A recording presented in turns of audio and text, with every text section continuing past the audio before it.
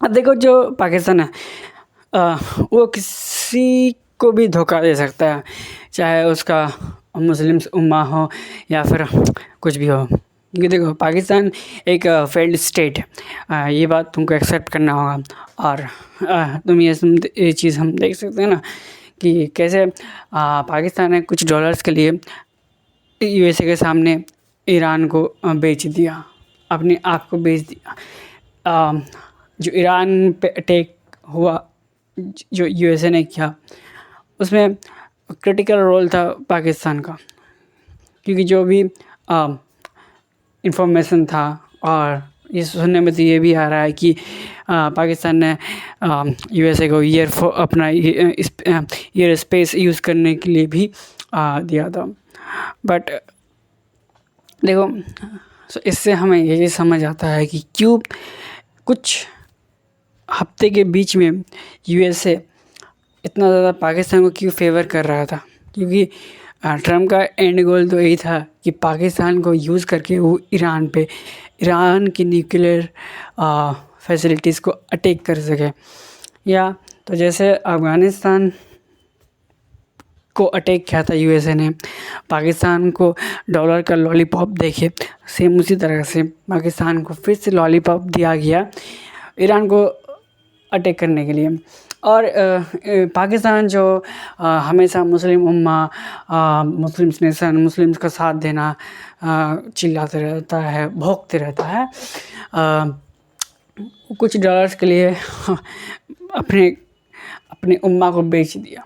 सो इससे हमें ये चीज़ सीख मिलती है कि पाकिस्तान सबसे बड़ा दोगला है। और चाइना को भी ये बात शायद समझ आ जाए कि पाकिस्तान पे भरोसा करना एक नंबर का चुतिया वाला चीज़ हो जाएगा तुम्हारे लिए।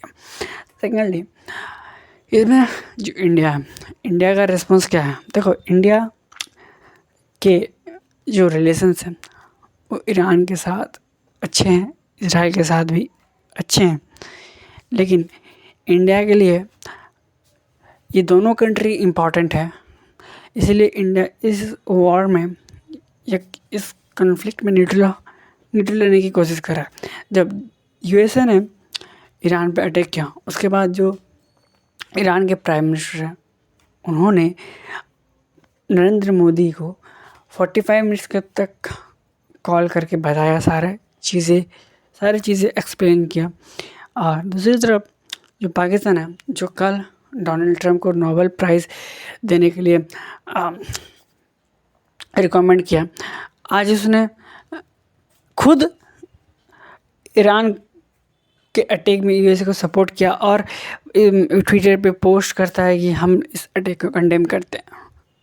सो ये अपने जो आवाम है, पाकिस्तानी पब्लिक है, उनको ये लॉलीपॉप दिखाती है कि हमने ये किया, लेकिन जो बैक एंड में चीज़ें चलती है वो काफ़ी ज़्यादा अलग होते हैं। क्योंकि अगर ये अपना बैक एंड वाला सामने ला के रख दे तो पाकिस्तानी आवाम है वो इनको निचोड़ के खा जाएगी, नोच के। So yeah this is how the world looks. So यहाँ पर हमें 3 चीज़ें देखने मिलती है। पहला, यूएसए की सुप्रीमेसी। यूएसए अभी भी सबका बाप है, ठीक है, चाहे कोई कितना भी बोल ले। ये कोई भी कंट्री ये चीज़ें नहीं कर सकती थी, क्योंकि देखो जो ईरान को है, ईरान को कंटिन्यूसली इन्फॉर्मेशन मिल रही थी कि बीटी बम्बर्स कहाँ से कहाँ तक आएगी, और वो इन्फॉर्मेशन रसिया और चाइना दे रही थी ईरान को। बट यूएसए की सुप्रीमेसी तुम देखो, उसने चाइना को भी उल्लू बनाया, रसिया को भी उल्लू बनाया, पाकिस्तान को भी डॉलर्स के लॉलीपॉप देके उसका यूज़ करके ईरान पे अटैक किया। कोई भी कंट्री यूएसए को छोड़ के इस चीज़ें कंडक्ट नहीं कर सकती थी। यस, कोई भी कंट्री, इंडिया तो बहुत दूर की बात है, और रसिया चाइना भी नहीं। दूसरा चीज़ हमें ये देखने मिलता है कि पाकिस्तान किसी का भी नहीं है। सबसे बड़ा अगर कोई कंट्री दोगला के कैटेगरी में आता है तो पाकिस्तान ही आता है, उसके बाद शायद बांग्लादेश हो। हाँ सॉरी। एंड इसके बाद थर्ड चीज़ हमें ये देखने मिलती है कि इंडिया का स्टांस इस कॉन्फ्लिक्ट में, इंडिया न्यूट्रल है। इंडिया को इजराइल के साथ भी रिलेशन अच्छा रखना है और ईरान के साथ भी रिलेशन अच्छा रखना है। लेकिन हमें यहाँ पर एक चीज़ देखने को मिल रहा है कि ईरान कंटिन्यूसली इंडिया का सपोर्ट मांग रहा है, बट इजराइल यहाँ पर नहीं मांग रहा है। इंडियन पीएम और ईरानियन पीएम की बात हो रही, ईरानियन पीएम इंडियन पीएम को कॉल करके सारी चीज़ें बता रहा है। तो हमें यहाँ पर इस कॉन्फ्लिक्ट के बाद हमें थोड़ा सा इजराइल का शिफ्ट इंडिया के अगेंस्ट देखने मिल सकता है, बट इतना भी नहीं।